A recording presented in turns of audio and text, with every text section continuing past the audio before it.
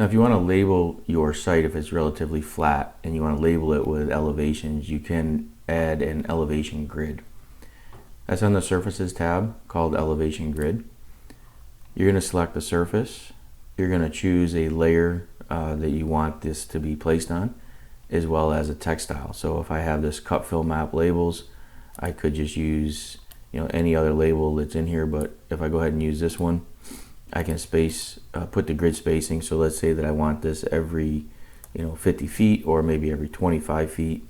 And then you choose, do you want no ticks, lines, or ticks? So we're gonna do ticks. And then we can also choose the spacing. Maybe we just want this to the 10th or the 100th. We can select that from here or use the unit settings. So if I go a 10th here and we click OK, you'll see that it adds a label and in a grid pattern across our site with the elevations. You can see it's completely selectable.